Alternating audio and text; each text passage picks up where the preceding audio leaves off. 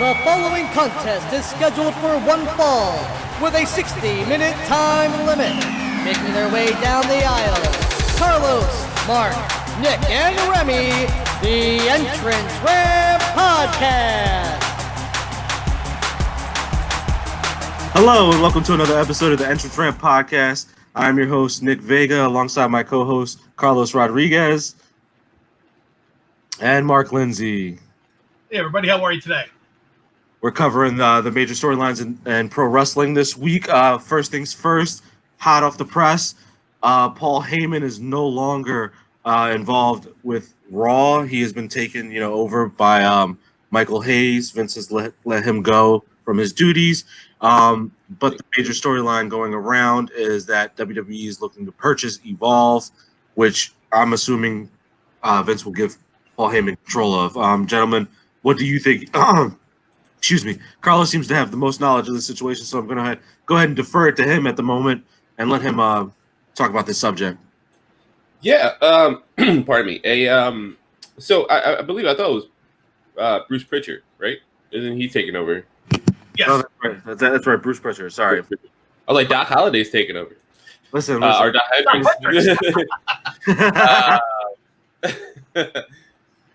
No, yeah. So yeah, there was rumors going around with the Wrestling Observer that Evolve has just taken a big hit.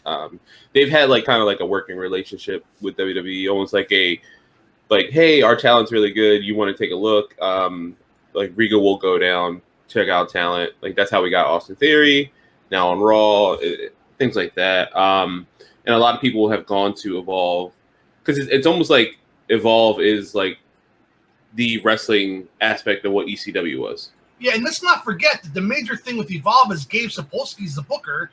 Yeah, I was going to say. Paul Heyman trained. I mean, basically, he learned everything he could from Paul Heyman.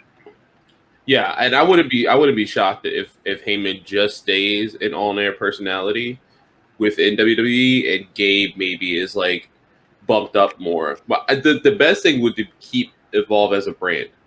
But you think Evolve has anything to do with being replaced by Bruce Pritchard?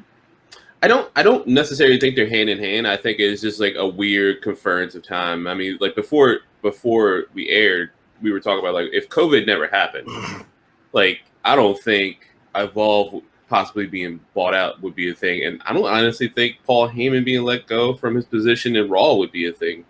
Well, that's my major stance. I mean, if Vince was able to focus on the XFL, which was a plan all along, he was going. It was doing great to fade away and let Heyman control Raw, let Bischoff or Pritchard control SmackDown, and let Triple H do NXT. Vince was going to focus on XFL, which, as we know, for the first month or so was pretty good. Yeah. And that was a long-term plan. When COVID happened, Vince kind of, he needed to do something. He needed to keep himself busy. I guess he wasn't ready to die yet. So basically, he was micromanaging how Raw and SmackDown were run again.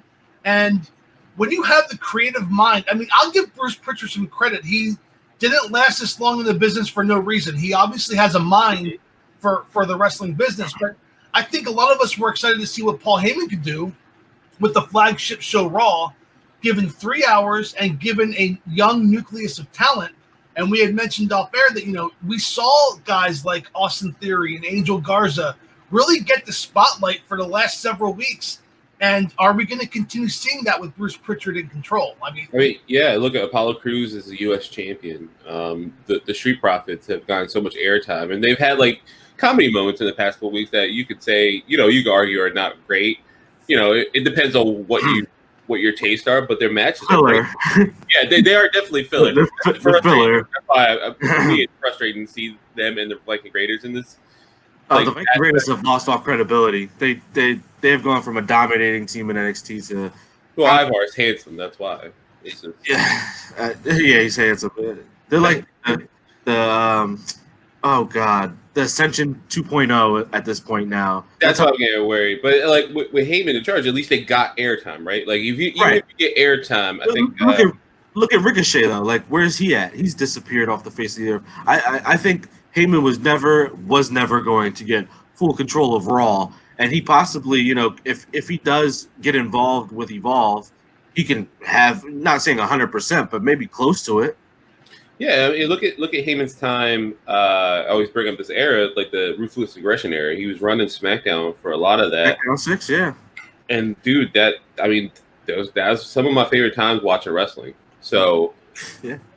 I think that was all our expectation. Like when that popped and we heard that, I mean, I think we all got way too excited because we know what we can expect from Heyman in a sense. Like we were going to get new talent. There wasn't the worry that Paul Heyman's losing money left and right, you know, with the like he did in ECW. So it's like, let's go. Let's see what imagination. And we had some nice things. I think if you're talent, I would be worried. I would be worried, right? I'd be worried if I'm Apollo Crews. I'd be worried if I'm. If I'm Apollo Crews, I'm terrified. Yeah, but would you be worried if you're Kevin Owens? Because Kevin Owens hasn't been seen much since WrestleMania, and he just took the pinfall this past Monday, right? Didn't he lose to Friday? That's true. It seems like Vince loves him, though. Yeah, from rumors in the backstage, like Vince like adores him. I was about to say, I think Kevin Owens is golden no matter who's in charge because his work ethic and his promo skills and the fact that he can connect the fans on an every man level, he'll be fine. I mean, there's a reason why he's a former Universal champion. They wouldn't just put the belt on him. Even though it was kind of like a fluky thing with the whole Triple H, screwing Seth Rollins and giving him the belt, but whatever. He still got that on his record. Like Carlos was saying, though, I'm scared for the Cedric Alexanders of the world. Yeah, because they were just starting to build them back up. Like Ricochet and Cedric being a team, and they're starting to build back up. I was like, how long did Heyman really have? Was it even a full year that he had? No. Him or Bischoff, man. They both got let go. Bischoff wasn't even a thought. Like those 83 days. Bischoff was more like, what's up? Nice to see you for a couple of weeks. Go back to Montana. Like, get out of here. And I don't know what goes on backstage because we're not backstage. Yeah. But the idea that if Heyman could have gotten at least a full year, I think all those little nuggets he was putting out and seeds he was planting were going to start to grow. Like that team of Cedric Alexander and Ricochet, I think he was going to continue to let them grow because you can't, see them every week. But they were. I think they've been gone for at least 3 weeks, which is a little more, than I would like. So we don't know which direction they're going to go in, going forward. And you know what? We'll obviously talk about this at the end of the show with our predictions, but like I was watching someone talk about predictions, like, man, like could they actually pull the trigger on Lashley? And like if they would have, wouldn't that felt like a Paul Heyman thing, right? Wouldn't that felt like a Paul Heyman thing to like pull the trigger, like actually build Lashley back up to where if you were watching Impact Wrestling, oh yeah, this is the Bobby Lashley I know. This is the Bobby Lashley Drew McIntyre is talking about when he says, I've fought this monster before. Like, you got to be this monster again. Right. I wouldn't be surprised if it was a Heyman idea, but Vince loves, diesel people. Like that's his thing. He likes people who are muscle bound. And Bobby Lashley. You know what's gonna happen? I'm gonna say it right now. Brock Lesnar's coming to Sunday. He's winning the WWE title. No, that's how you can tell Vince took over. Yeah. I mean, randomly, he's the Money in the Bank winner somehow. He beat up Otis and stole it from him. Yep. Somehow. Like, all you hear in the background, Tucky. No, but I think Vince has always had a soft spot for Bobby Lashley because he's Brock Lesnar, but he's black. And honestly, and to be honest with you, I wouldn't be surprised if they pull the trigger because of the social, situation going on. That would be a big coup for Black Lives Matter in the sense of you have a black heavyweight champion, and also Bobby Lashley needs that on his resume. He needs to have that world title to validate him. He's always played like a second best. Like he's always been like what's the word I'm looking for? He's like the Dollar Tree version of Brock Lesnar. I've never been that impressed with Bobby Lashley. So I can see them pulling the trigger, but it has to be a short title reign. Like it has to be like literally like a 3-week, 4-week reign, get Drew back the title. But I could see it happening. Mm-hmm.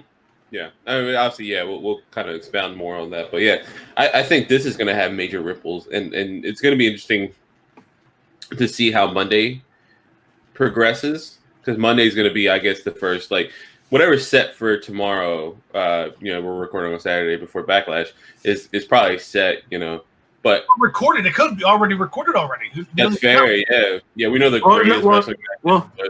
every match is supposed to be live besides the greatest wrestling match ever. Okay. So yeah, I think Monday's gonna be kind of like the barometer where this new WWE is gonna be under Bruce Pritchard. Like Bruce Pritchard has both shows now. He has both shows. Right, and that's what I want to focus on. Let's not forget SmackDown too. Is he going to spread himself too thin by being the executive for both shows? And SmackDown, at least from what I've heard from Carlos over the last several weeks, has at least been entertaining. We got that great wrestling match last night between Daniel Bryan and AJ Styles. There's kind of some tension between Otis and Braun Strowman about when he's going to cash in Money in the Bank, and they teamed up last night. So, like, is that going to spread thin? I mean, this is going to be interesting to watch play out, but I don't see it ending well. I mean, that's just a pessimist in me, I guess. I don't see this going very smoothly. No, I don't either, and I wonder if everything goes back to normal, will it be like, okay, we're on the road now, we're not near each other. Bruce, you can't do both shows. You get Raw. Somebody else, Gabe Spogolski. Oh my God, I'm messing up his name. Gabe though from Evolve. Thank you. Yeah, maybe you get SmackDown. Right, that'd be cool. Or Triple H, you get SmackDown. Gabe, you get NXT. There's no way he stays running two shows for very long. There's zero. If they go on the road, there's no way because if everything's at the Performance Center, that kind of makes sense. It's still stressful because you have you have two shows to plan out. You got to deal with the whole writing aspect of it. I think that's where he'll run himself thin because then he'll forget about players, not on purpose, but just because there's so much in front of you. Like anybody who's ever had a job, you could do the job. But once all the orders start piling up, all the tickets start piling up, and then you're trying to scramble to figure out how to solve everyone, you might forget, I was dealing with this guy earlier. I think 2 weeks tops, and we'll hear somebody else took over one of the shows. Yeah, I wouldn't be surprised. Switching gears, Mark had just mentioned this, and I think it's very important because in-ring action is almost as important as anything else in wrestling. And last night we saw an instant classic between Daniel Bryan and AJ Styles. AJ Styles is now the new Intercontinental Champion. It'll be interesting to see because I feel like him being the champion supersedes Braun Strowman being the Universal Champion because AJ Styles' star is so much brighter and he's so much better in the ring, which is, to me, a lot of people can view wrestling differently. They can view it 50% in-ring promos and promos in general and 50% in-ring action. For me, it's always been 80-20, 80% going to in-ring action. If you can go in the ring, that's really what matters to me. And AJ Styles, like he said last night, might be the best ever. I'm not saying he's the best ever, but you can actually argue that. Yeah, you could be a fan. You could be a fan and definitely argue the fact that AJ might be the best ever. I mean, his accolades alone, TNA World Heavyweight Champion, NWA World Heavyweight Champion, X Division Champion, Intercontinental Champion, US Champion, WWE Champion. He hasn't won the Universal title yet, but who knows? He's on SmackDown now. IWGP Heavyweight Champion, IWGP Intercontinental Champion. This dude is ridiculous, and he's had the lasting power, for years. He's been in ROH. He's been everywhere. He's wrestled everywhere. He's just... It's not even pun fully intended. He is phenomenal. He really is. He really is a once in a lifetime talent that you see. And for him to have this match, and I mean, me and Nick all week, we're talking about this. Some shenanigans were going to happen. I assume some shenanigans were going to happen because we have Backlash, right? I thought Matt Riddle. Matt Riddle just shows up. I predicted a 1 hour draw, a 1 hour time limit draw. Yeah. Dude, you were close. You were close. So I thought some shenanigans were going to happen, and look what happened. We had a full wrestling match where the heel went over, clean. They both just put it all in the ring. I mean, that is something we haven't seen since those SmackDown days back in the day. We haven't had something like that in a very long time where you get an amazing match with major consequences on regular TV. Not some swerve oh my God, someone's a new champion randomly on Raw. No, this is planned out. This was a tournament. It showed. I don't know. And part of me thinks, is it a response to AEW in a way, not necessarily in ring, but like make sure that the title is defended on TV and shown off on TV. I know it's not a TV title. I mean, it's 50-50 for me with the whole title thing, but competition makes you better. Competition makes you, strive to be the best. And for the longest time, WWE could say they were the best because there was no one to compete with. But now AEW has viewers looking at them, and I mean, they're not taking major part of their audience because I think they barely crack 1 million every week. And, Raw and SmackDown, for how shitty they are, they still crack 2.5, 3 million people because it's a well-known commodity and people like things that are well-known. But, yeah, definitely. I think WWE's always had, instant classics because you can just look at, the catalog. But they have definitely what's that word I'm looking for? Not straddled. Well, they straddle the line kind of just like with like just storylines and random stuff. Like they wandered away from what wrestling really is. They just went into the whole sports entertainment thing and dove headfirst and forgot really what wrestling is. Well, going back to what Carlos said about AJ Styles. So I mean, you mentioned this just now, Nick. They've gotten back to what wrestling was. How many times have we seen in the last 10, 15 years a major name compete in Japan and then come to WWE and be a watered-down version of what he was? We see it basically right now in AEW with Kenny Omega. He's not the same person he was several years ago. AJ Styles was very similar. He was a huge success in Japan, gets put into WWE, and I think we all kind of thought, okay, well, let's see what version of AJ Styles we're going to get. But guess what? We've got AJ Styles. And he isn't doing a lot of the same stuff he did 10 years ago because, quite frankly, he's getting older. And he doesn't have to do those things. But he's still the best in the company right now. And that's saying something about how good AJ is. And let's not forget that he faced Daniel Bryan, who's probably one of the best dancing partners you can have. And he took nothing to shame for that loss.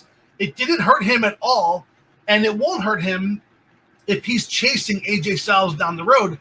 And this could be the focus of wrestling. Like Nick just mentioned, this could be the focus where all the wrestling is going to happen with that IC title. Let's bring it back to the work rate championship that it used to be back in the 80s and early 90s. And let's have the 2-on-1 handicap for the world title. Let's have that kind of be the second-hand title. Let's focus on the IC title. And I'm looking forward to it because, I mean, AJ Styles is worthy and his opponents will be just as worthy. Yeah, I'm agreeing with that as well. And you're right. Like these watered-down versions of these people you hear from other companies, and you get worried. I mean, Bobby Lashley is one of them, right? He hasn't been the same since coming to WWE. He was like on fire in Impact Wrestling. So when he debuted, I mean, look at that crowd. I know it's like a post-WrestleMania crowd, but still, they were excited to see him. Shinsuke has not been the Shinsuke you watch in New Japan at all, and that's disheartening. Every week, it's disheartening to see that. And you mentioned Kenny Omega, like at least for Kenny, you have the knowledge that it's on purpose. Like Kenny has mentioned that in interviews, like it's time to show off a little more other talent.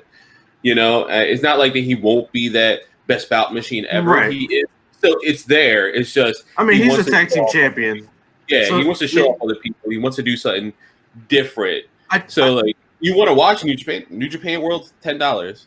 Go watch his matches. Like those are amazing. Like I was it 3 years ago. He won the world title. 2 years ago, IWGP. At Dominion, yes. Like he just had a throwback, picture. Yeah, that's what popped in my head. With him and the Young Bucks. At least with him, I'm never disheartened by it. But look at Carl Anderson and Luke Gallows. AJ was still being shown off, and Luke Gallows and Carl Anderson have not. Like we got lucky with Finn for some stuff, but then once he got injured, man, that was downhill. And now he's great in NXT, so that's good. Right, I think it's all about trust, and the difference between AEW and WWE will always be Vince McMahon. Tony Khan seems like the kind of owner that will, try to be one of the boys. Even though he's not one of the boys, he wants to be one of the boys. So he'll do anything in his power to make, his wrestlers happy. But but I definitely think Kenny Omega, like we were just talking about, him being second fiddle. I think the best is still to come for him. I'll say in like the next half year he'll be world champion. That'd be interesting. But yeah, man, if anybody like our listeners and watchers like have a chance, look this match up. If you didn't watch it, I mean, it's a barn burner. It's a classic. It's everything under the sun. Like it's something you got to study. And I'd be interested to see how Edge and Orton go on Sunday compared to this, because I want to do a comparison. Because under a microscope, when you put that title, right, when you put that world's greatest match, right, no pressure. Yeah, exactly. And then without saying anything, you have one of the greatest matches this year in AJ and Daniel Bryan. Like I will say on Raw when they had the peep show, they definitely mentioned this, and I think they definitely knew that to poke fun of it, like the greatest wrestling match. It's silly, it's a tagline, and it's putting immense pressure on Edge. Himself, he was talking about it. Yeah, but last night's match, that thing was a thing of beauty. And let's not forget that this is coming off last week's SmackDown, where he had a classic with AJ Styles and Drew Gulak. Like, right. I think this is a preview of his, like Mark said, like it's going to be a preview of his run. This is going to go back to that Workhorse title. Well, when they had that interaction, it seemed like Daniel Bryan wanted to make it the Workhorse title. AJ Styles not so much. I don't know if he'll make it a Workhorse title like every week being defended. But I do think he'll defend it more so than he won't. I don't think it has to be defended every week to be the workhorse title. I think what it has to be, what I meant by the workhorse was that you had your Hogan and Andre at WrestleMania, but Savage Steamboat stole the show.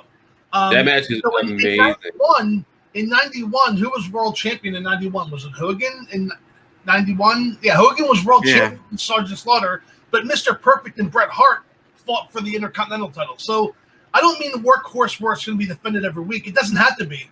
But no. I think for wrestling fans, we're going to get our appetite, taken care of. Right. And then also look at when Miz was holding the title for so long, it wasn't irrelevant because they weren't giving a push. And then, I mean, he is like one of those talents that he puts the work in, man, and he deserves the respect. And he wasn't getting it. And then you get that promo with Daniel Bryan on Talking Smack. And he puts it out there like he doesn't get recognized. This belt doesn't get recognized. When you're a kid, you see that belt and you love wrestling, you know how important the Intercontinental title is. Well, you also saw a better version of that title belt. The white strap is better. New version ain't doing much for me. Nah, same. So we'll go ahead and switch gears, and I'll toss it over to Mark for AEW, and you can give us your big story this week. Well, yeah, we just have the major story for me was the debut or in-ring debut of FTR. They took on Butcher and the Blade and fought a nice 15-20 minute match on free TV. And they continued the storyline of eventually getting to the Young Bucks. At the end of the match, the Bucks came out, cut kind of a heelish promo, if you ask me. And there's going to be a point in time where eventually those two teams face off against each other. I recommend for any of you who haven't listened to check out the interview that Jim Cornette did with FTR last week. You get a lot of insight about where their mindset is and where they are. And if you were a fan of FTR, you're going to be even more of a fan of them after listening to the interview. It seems to me like they're taking their time building this match, which we all want to see. But we also, we've seen hints, and Jericho was on commentary this past week, so he's even mentioned it, that Arn Anderson and Tully Blanchard were in the stands watching this match. So it kind of just, last week we discussed Shawn Spears maybe forming a group. It kind of brought maybe there's some traction there, and we don't know. I mean, this isn't like back in the day. Dirt sheets may know some things, but they don't know everything. AEW's done a great job of keeping a lot of their storylines and a lot of their ideas a secret. They've been doing a very good job of keeping it airtight. So if it does happen, it'll be fun to see. But I guess the other major story was that Brian Cage attacked the World Heavyweight Champion Jon Moxley. They're setting up their match. I don't know if it's night 1 or night 2, but that match will take place during Fyter Fest. And for the first time, we really had some physicality between the two men, and it's making me want to see that match. I don't think they're going to pull the trigger, but you never know. Yeah, I mean that's the fun thing about AEW is like you never know what's going to happen, and not that, at least with the world title, but you've had title changes. You know, like we've had now what 2 tag team champions, 3 women's champions, and now 2 world champions, and 1 TNT champion. And So they're doing it when it's right. They're not doing it just to do it. They're not doing it because it's been past due. They're doing it. It has felt right when every title change has happened. It felt like, wow, that was, and they're giving the champions before a decent run at the title. They're not just having them be a transitional champion, which is one of the reasons why I don't see Moxley losing the title so soon. He just won it in February. But if they're going to pull the trigger, why not? Look, we've seen this across every promotion around. When you strap a rocket to somebody and they're getting over, go with it, man. See where it goes. And there's really no way of telling because there's no live crowd. The ratings have kind of stayed the same for AEW. But Brian Cage has it. He's a very skilled wrestler. He has the look. He has the talent. And he has Taz. So why not give it a shot? If they're going to pull the trigger, see where it goes. Yeah. I don't see them pulling the trigger at all. We'll call this way before, but I definitely see Jon Moxley retaining the title.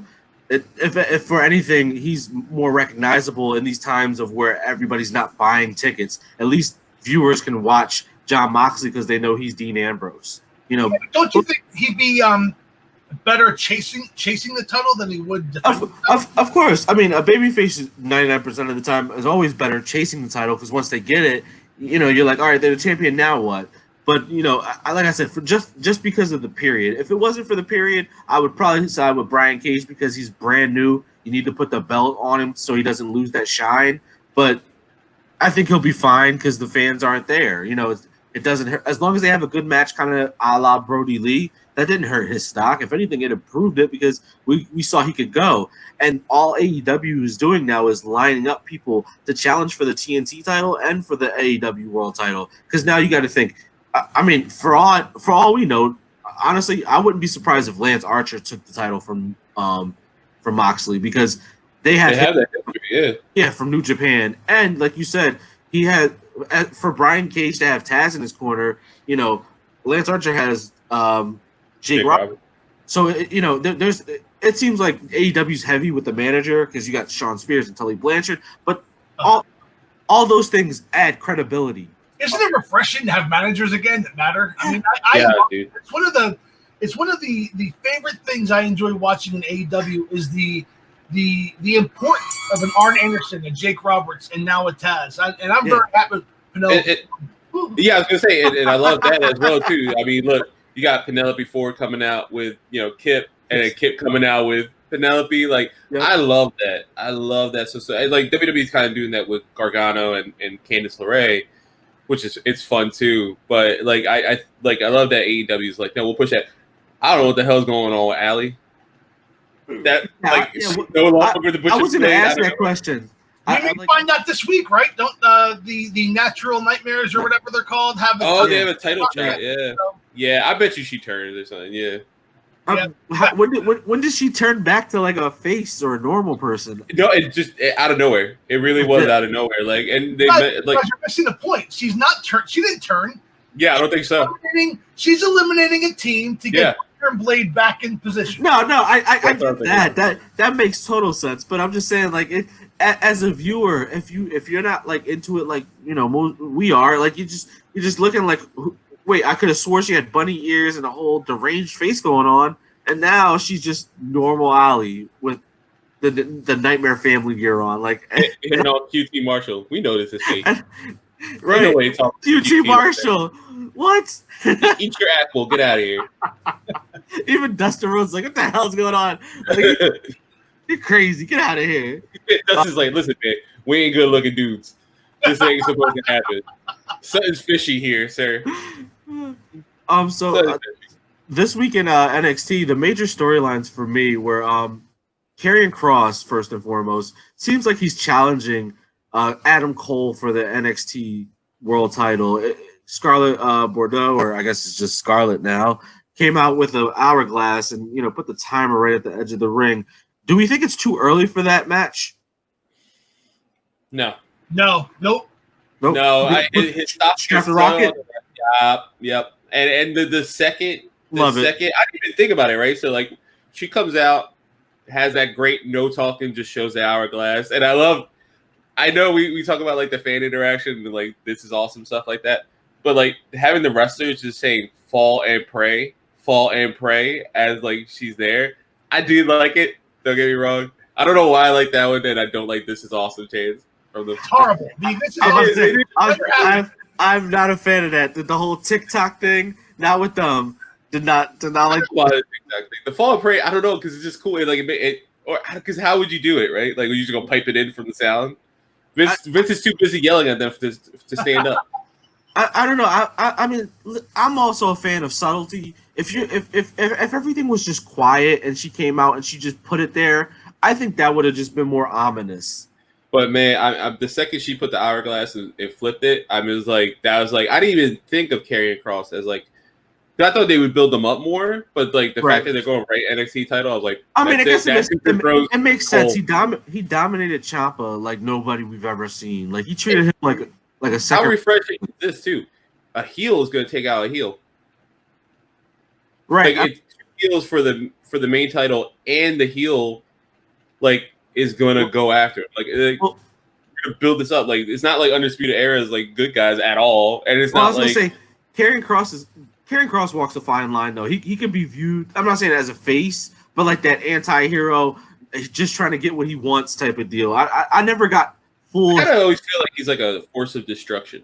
Yeah, I never got like I look at it. I look at him like if you're in his way, watch out. He's grabbing it, and it's kind of like a blob. Like the blob will walk, and then it sucks in, and then that sucked in becomes part of the character. And I see Karrion Kross being this unstoppable force that's going to need somebody like just I'll throw it out there, Johnny Gargano, somebody who's going to have to be like the heart and soul to beat this guy because he's destroying everything in his path. Yeah, Gargano, I can see Lee in that sense because you get the physicality with Lee. Like Lee and Cross they're so fast, so strong that would be a crazy match. Or Aleister Black. Yeah, have him come back. Yeah. Now that you mentioned Keith Lee, switching gears real fast, Keith Lee is going one. It seems like he's going one-on-one with Finn Balor. Finn Balor basically called him out. Said, "Stop when you stop playing house, come holla at me." And I love that because he's like dealing with this whole mixed tag team nonsense. And he's right because like for me, Keith Lee's whole title run has been block. It's a whole mess of block. And Finn Balor getting the strap would instantly put that title up there with the NXT title in terms of relevance because it kind of like has slipped since Keith Lee has gotten the belt. Do you guys see that with Finn Balor? Do you think he still goes on this tangent of being the prince, or do you start thinking he builds up a Balor club? I wouldn't say like a Balor club. I think you're right though. I think Balor wins that title, but I think because of shenanigans. I think we'll keep going with the Gargano like Lee storyline because I think there's some traction there, and I think you could do like one or two more matches with that. But you're right about Keith Lee's like run. Like it started good, and then like COVID hit, and there's like weird middle ground. He does need that middle ground. He's one of those wrestlers that needs the fans. Yeah, and then now that like takeover match was great, man. And I was like, oh, this is like kind of what I wanted. And like I guess having the wrestlers on the side, it helps because it helps with AEW. Like just hearing like the good guys and bad guys, like the Gun Club, like just making fun of like whoever's in the ring and things like that. Like it helps. So I think Lee has got some of his luster back, especially with like the other performance wrestlers there. I think you're right though. I think he wins. I think Balor wins the title, moves on, and you can have this. Like when hopefully everything goes back to normal. Walter, UK champion versus North American champion Finn Balor. Like it just kind of adds to that storyline more, and then Lee can just do like I think they nixed those. I think they nixed that whole UK thing. They were like, you know what? It's going to take too long because of the whole situation going on, and they just wanted to put a title on Balor. That's my personal opinion. And what I see happening is different than what I think will happen. I see somehow Keith Lee retaining, but I want to see Finn Balor win the title. Definitely. Okay. Yeah. Last little tidbit for NXT: El Hijo de Fatisma has turned into Santos Escobar, the NXT Cruiserweight Champion. Put some respect on his name. Well, I thought all the focus was on Drake Maverick. I'm sorry. Yeah. It is when they're beating him down 3-1. That's like the story of Rockstar Spud. He just gets his ass beat all the time and pulls off the fun win. Maybe Drake Maverick can bring back Rusev and Hawkins to help him out. Yeah. Rusev and Hawkins. There you go. Other guys who were released that never got a shot there. Just random people. So we're going to go ahead and switch gears, and we'll go over. We have another pay-per-view this week. It seems like we're blessed every week to have a pay-per-view. So this week is Backlash, with the greatest wrestling match ever. That's their tagline, and they're sticking to it. Who's leading in the standings?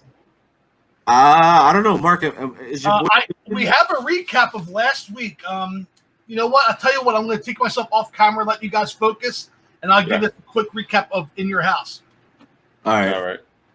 So we'll go ahead and talk about the pre-show matches, because then Mark doesn't have to subject himself to that nonsense. Yeah, we're not counting pre-show, right, in our prediction league? I don't think we've done our pre-show before, but I don't think we have. Yeah, it has because you know what? Most of the time they don't announce it until like the last minute. Yeah, that's true. Huh. I don't see anything. I don't see anything for pre-show. Do you? No, I don't see anything either for pre-show. Yeah, that makes sense. Does anyone actually talk say MVP's full name? I'm just looking at the Wikipedia for the storyline part. Montel Octavius Porter. Yeah. Nah, that takes too much effort. I'm gonna be honest with you. I wouldn't be surprised if Apollo Crews and Andrade would be the pre-show match. I would be so upset. We need another short. We need another short one. What happened? Oh, well, last week for In Your House, we tied. All three of us got 5 correct. We got different ones wrong. We each got one wrong, but we got different ones wrong. So that's so weird. That's so random. I was that is it. Overall, Nick's still in the lead. Back to lead dog. AEW. All right, so we'll try to break this tiebreaker from last week. So first match, I don't know about you guys, but I like I was just saying to Carlos Mark, I think the pre-show match will be Apollo Crews, the United States champion, versus Andrade. What are your guys' predictions on this one? I think it's too early. I think Apollo Crews keeps the belt. Nope. You cannot take that off of him this fast. If we've seen his WWE career, yes, you can. With all the turmoil, he's no longer in charge of Raw. It's happening. With all the turmoil going on between Zelina Vega and Angel Garza, there is zero. I think they turned Angel Garza face sooner than later, because that guy has all the talent in the world, and he's freaking hilarious. Oh my god, yeah, he's so good. He's got like that Eddie Guerrero sexy vibe. You remember him in China? Latino heat. He got the Latino heat vibe. And if I'm Vince, I put him with his cousin Humberto, and I make them into a tag team, because that tag team division is so sad. Me and Mark can be tag team champions. as long as we still get some screen time with Charlie, that's all. Because that's a fun storyline to watch too.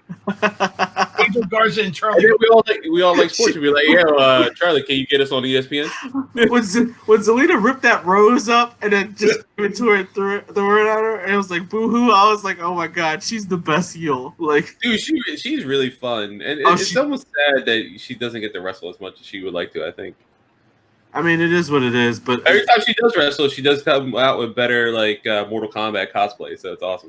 As long as she's on the screen and doing her thing, I'm cool. So I'm assuming you guys are both taking Andrade. Is that the prediction for you guys? I'm gonna go out on a limb and say Cruz, but in my heart of hearts, I don't believe it's true. I'm gonna go with Cruz. I'm putting that down. Well, I'm my heart of hearts. I'm saying Cruz. So 2 for Cruz, 1 for Andrade. I'll go Cruz. This is where Mark wins. Here's the thing. The every time we've done predictions, I've predicted what I want to see happen, and I can't do that because what I want to see happen makes sense. You know, Mark's like, I want to win. right? I want to win now. So all 3 of us for Cruz. So we'll go ahead and we'll talk about this triple threat match for the women's tag team championships. You have the champion Bailey and Sasha Banks versus Alexa Bliss and Nikki Cross versus the Iconics. Do we see the Iconics steal this one, or Bliss and Cross take their titles back, or status quo, or the Boss and Hug connection, even though they don't go by that anymore, gonna remain champions? I'm gonna go with the Iconics. I just love them. I love them so much, and I think they haven't been on TV for a long time. I think they kind of need the win. Mark, I'm actually leaning towards the Iconics as well, but going by what I think will happen, I think the champs retain. I'm going Bailey and Sasha. You don't think it's time to build that breakup storyline? They built it for so long. What's another month, Yeah. Honestly, I don't know. I don't think they pull the trigger ever. I think they remain friends and show that that they've had this plan all along to be champions. I got Banks and Bailey holding on to the titles. They just got them. I don't see them losing it. And let's also remember that Charlotte is back, with Raw, and all 3 Sasha, Bailey, and Charlotte are all heels.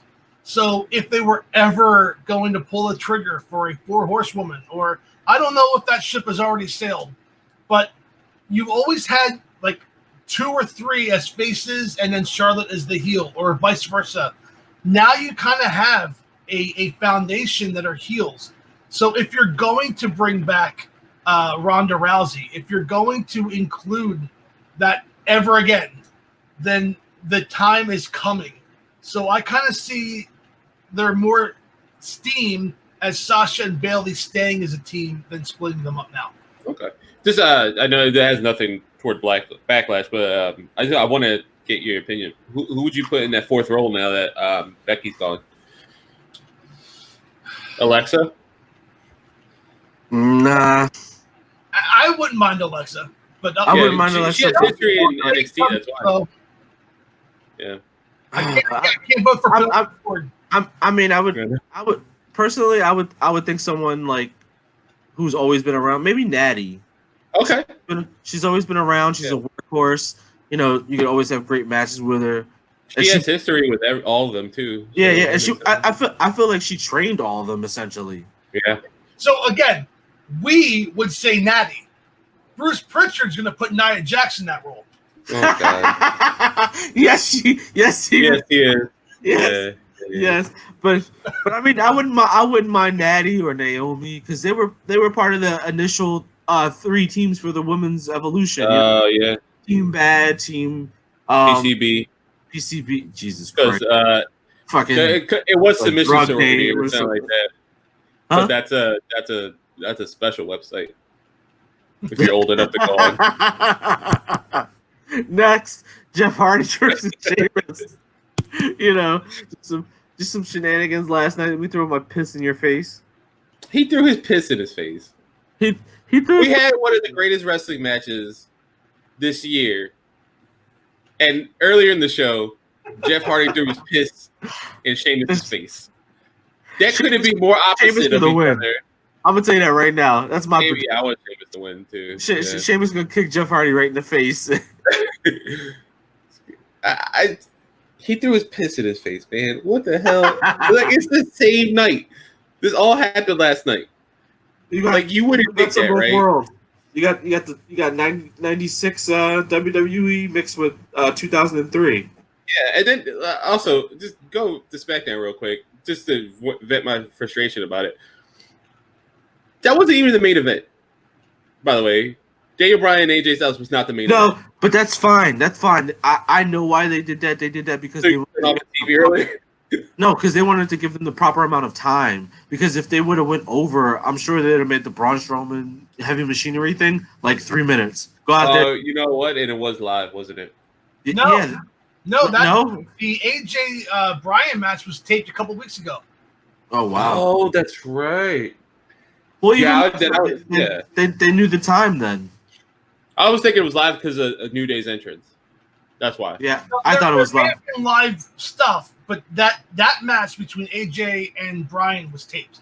There may have been live last night. That's That's fair. Yeah. Okay. Then, yeah. So who you got in this match, Mark? I don't know. It's WWE trying to make sense of their stupid booking. I'm gonna say Sheamus because, quite frankly, if I lose, all three of us lose that match. Yeah. That's an interesting way to go. We all go down this. So the next match on the docket is Asuka versus Nia Jax. God, don't injure Asuka. Do me that favor. I like Nia Jax. I really do. I think she's a nice person. Is this a title match? Yes, for the Raw Women's title. I obviously I think it's too early to let Asuka lose that belt. You can't have a amazing champion like Becky Lynch give up her belt to somebody and have that moment just for her to get dropped on her head. Which is exactly why I'm going. Then again, as soon as I said it, I'm like, you know what? Then again, Vince will be like, yo, that's the best way to rip people's hearts out. Oh, I'm gonna go with Asuka. I'm gonna stick to my gut because I know Mark's gonna pick Nia Jax, and I need to start building this lead. I'm going Asuka. So Nia, there's no way Nia wins, man. That would be such a slap in the face to fans. It's happening, guys. Book it. I say Asuka wins because Charlotte Flair is vindictive as hell, and she's gonna come out and clock Nia Jax or do some shenanigans and get herself involved, and we'll have a triple threat match at SummerSlam. All right, yeah. Probably. I mean, that just sounds. Next on the docket is the 2-on-1 handicap match for the WWE Universal Championship. Braun Strowman versus The Miz and Morrison. Braun Strowman. That's all I got. Yeah, Braun Strowman. I would love to see Morrison as a champion, like a world champion. I would love to see Miz as champion again. Yeah. Miz's title run was very entertaining. If you remember, who was the guy who had the little lackey behind Alex him? Riley. A-Rai. You had him wrestle Jerry Lawler in Philadelphia at a live Raw. I mean, you had some fun. It was good. It was a good match, too. He entered WrestleMania champion and left WrestleMania champion with John Cena, and that was the one that Rock hosted, I think. Yep. There was a lot of good that Miz had, and he hasn't even sniffed a world title run since. Nope. I'm going Braun just for the record for this prediction because I want to win this competition. But I would love to see the Miz. I mean, it's 2-on-1, so it's not a triple threat. Right. So they have to pin Braun, which is why I don't see it happening.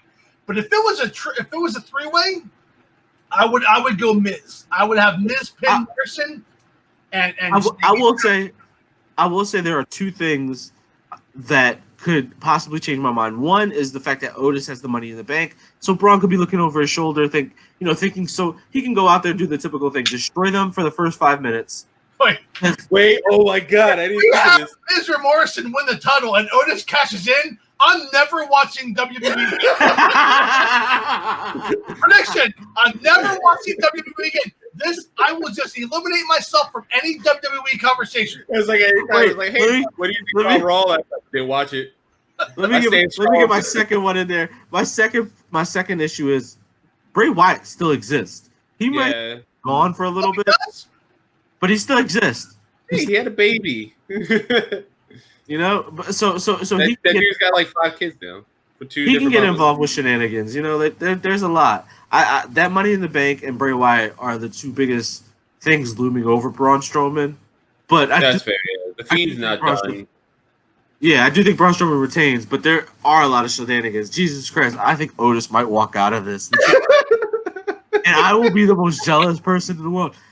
He'll have the world title on his right arm with Mandy Rose on his left arm. He will make every American sick. And I really don't mean any disrespect to Otis because I really love his character. I love Otis and stuff. Like, it's just what the hell is 2020, right? Like, because Otis would be Universal Champion. His storyline like factors in that he has like the most gorgeous woman on his arm. Freaking like COVID is a thing. Just There's just like winning. He's just winning. every week. Like what the hell is going on? There's murder hornets. Aliens are real. What the hell? If this happens, every time Nick or Carlos ask me a question about Raw or SmackDown, I will put up a still shot. Nope. Got nothing. Not watching. Mark will he'll just pop out of nowhere for AEW. So wait. Let me ask you this question, Mark. Do you not want Otis to be world champion at all? Never. Listen. Is he entertaining? Absolutely. Everything you guys said, absolutely. If it happens, I'm never watching WWE again. Okay, so I'll watch NXT. I will watch NXT. Just to get this straight, so Otis is the equivalent of Hacksaw Jim Duggan winning the world title, huh? Oh my God! Hacksaw at least would have been believable for like a short term. Otis is the equivalent of David Arquette winning the WCW. Oh no, not David Arquette. You could have said like Scotty Too Hottie or something. Not David Arquette. You see it? It's just like it's just Otis doesn't scream Universal Champion like Braun. All right, so they built Braun up, and they were like, "Oh, you're going to be world champion one day," and then it took way longer. Like Samoa Joe, that's a world champion. Like I'm not even talking. It's not even like his. It's just his character. It doesn't make sense for a world title. It's not even him. It's not what he looks like. It's not like his in-ring style. Like, because he'd be a fun champion. That's fine. It's just Otis' character does not fit a universal or world champion. Like, it just doesn't make. And the fact he's so entertaining, and we're talking about him versus Braun, Miz, or Morrison, just shows how over he is. I don't argue that for 1 second. I personally wouldn't be able to take it. I want to see Otis continue with Mandy, continue that storyline, have him hold the briefcase, but that's where it should end. That's the height. That's his height right there. Well, I was going to say, do you think that he will do something along the lines of, giving the briefcase up for like a tag team, title match, I would be all about that, and that would be a way to use them. Or wouldn't it be interesting if he could give it to Mandy Rose and she was using him this whole time? Well, there you go. See, already we have done the work of WWE Creative, and our version will be better than what we actually see. Yeah, and I've mentioned this before. Could you guys see him as an Intercontinental Champion? Oh God, no! He is not beating AJ Styles. I know that. AJ Styles would be like Mega Man versus Bounce Man. Like that. Yeah. I'll tell you what I would like to see. Him cashing in for a 24/7 title. Done. No. Tag team titles are I don't think he'll do the 24/7. He can win that at any time. Now we're putting him on the intelligence level of our truth. And I think Otis is a little smarter than that. He might have that whole little, ducky thing going, but he was smart. He was smart enough to catch that briefcase. That's ridiculous. WWE Creative, man, is like WWE Creative is right in 2020 in general. Let's move on, Nick. Yeah, moving on now. So, we all said Braun, right? Yeah, Braun. Okay. Now, honestly, this might be the match of the night for me. Drew McIntyre versus Bobby Lashley. I know you're not big on Bobby Lashley, but I think these guys are going to go all out. I think for two reasons. One, because Drew McIntyre is always out to prove something because he was let go and to show he's worth the world title.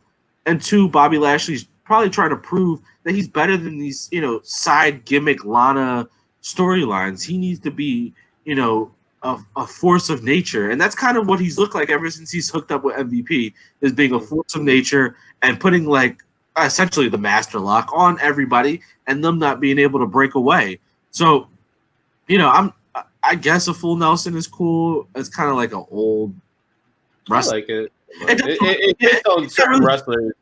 Yeah, it's not really flashy, so I get it. But at the same point in time, it definitely gives him mad credibility as being. It goes back to that Brock comparison. Like if Brock pulled that out, I'd be like, I believe it. Look at that dude's arms. Yeah, I mean, Brock put people's quads on his neck and made them tap, so I believe anything. I Brock. love the Brock lock. I really do. Like Brock is a freaking nature.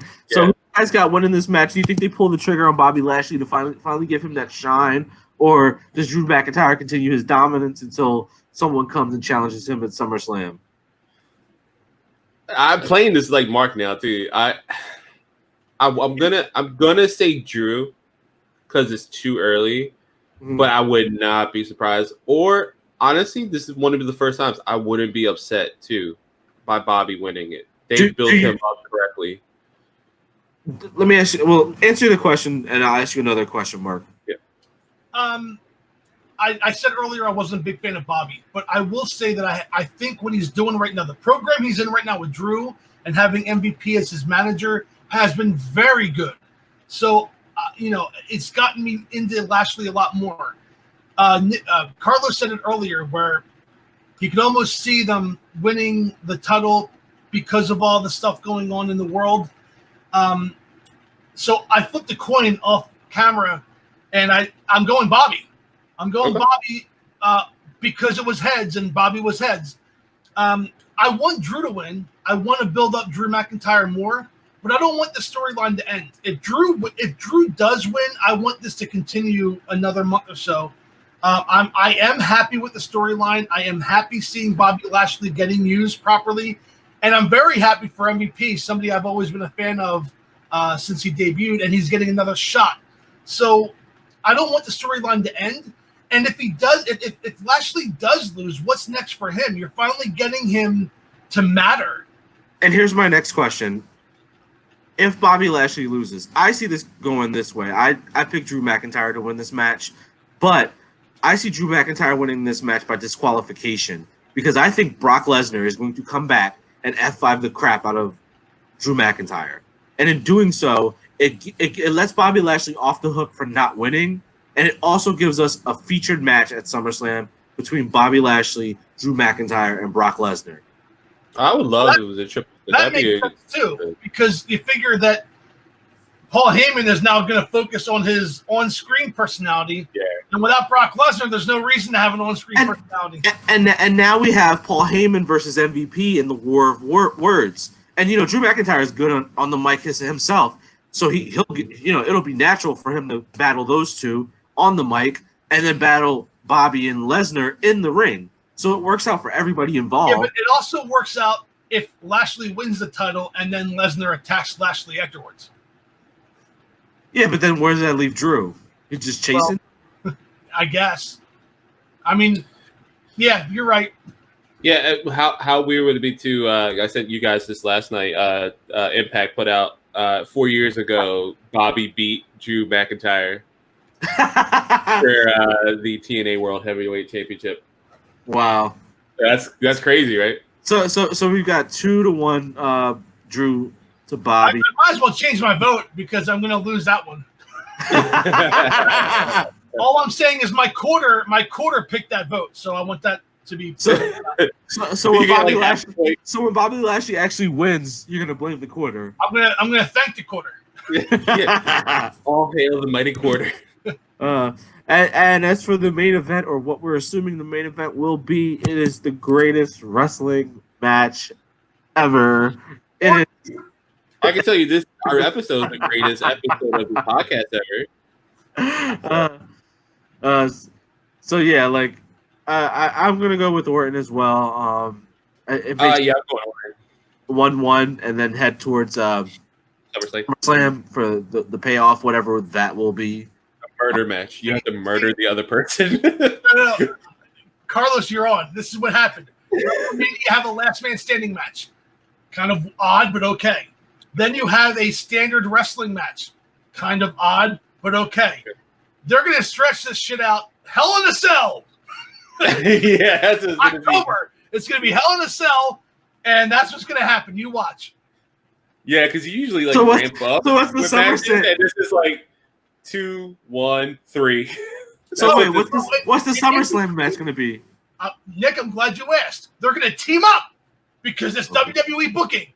Yeah. They're going to reform RKO. you're going to think that this wrestling match changed everything and that they're kind of back on the same page, and then it's going to be a hell in the without even hell in the cell. Wait, and they're going to look at you. That's beautiful. Did you call for this? I didn't ask for this. Yeah, and the Street Profits never show up. It's just like, no, you got the wrestling. What? So you think Rated RKO will form again and what? Go after the tag belts?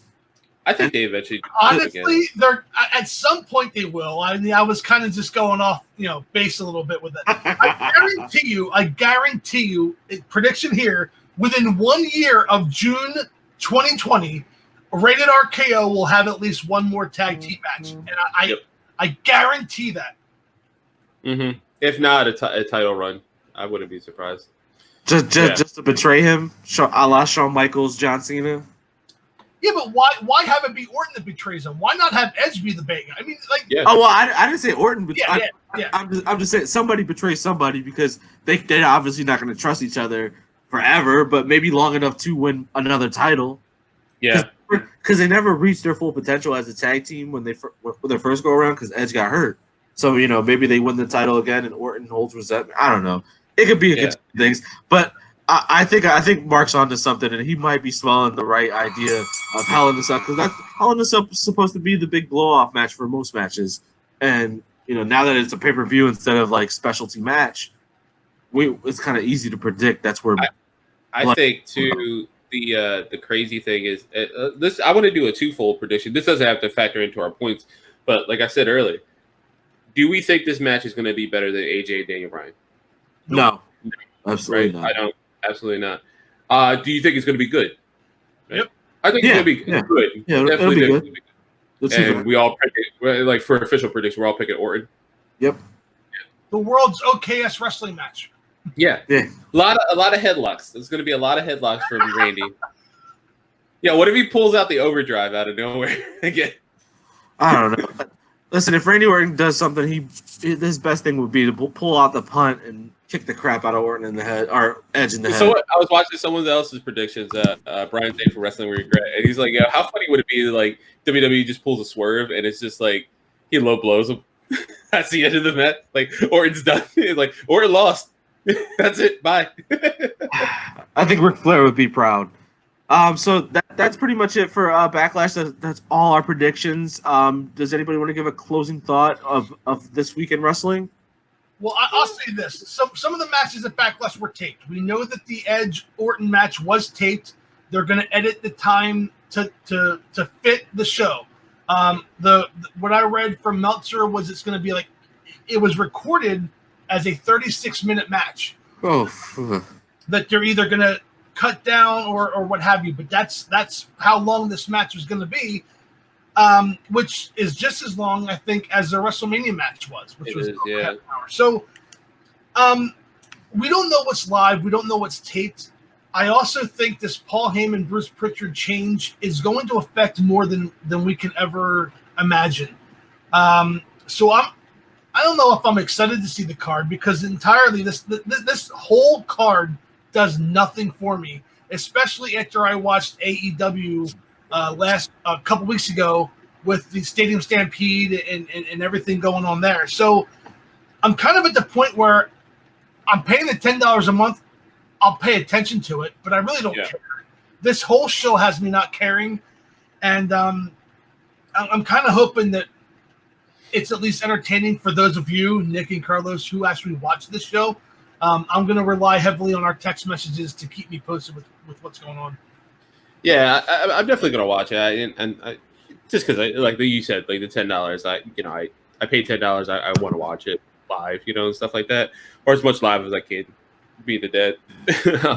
But I think we're gonna have something like we always do.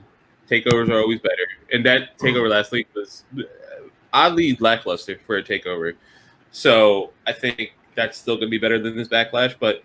I'm hoping. I'm really, for me personally, I'm really hoping that the women's tag match, Bobby and Drew, and kind of like coast this thing along.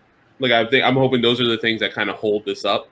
And I would love to be surprised and be happy with Orton and Edge. Like I hope it's like really good match, especially if they cut like a lot, trim the fat on that, because that was our biggest complaint with Last Man Standing. That went way too long. If that was like a 20-minute match, I think that would have been a great match. Told an amazing story. But man, like if this gets cut down a little bit, I think we're pleasantly surprised and lucky. But I'm really hoping that Bobby and Drew and the women's tag match are the thing that pushed this through. All right, I don't have any closing thoughts on pretty much we've said everything. So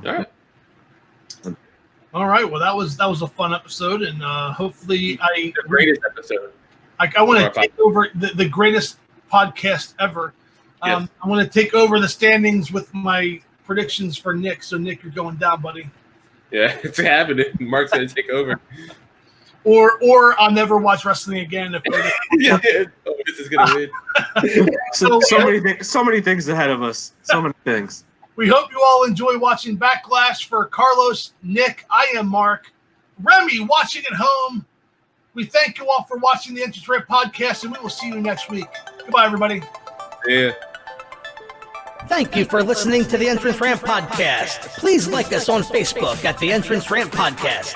Follow us on Twitter at the Entrance Ramp Pod, and subscribe to us on YouTube by searching for the Entrance Ramp Podcast. We'll see you next time.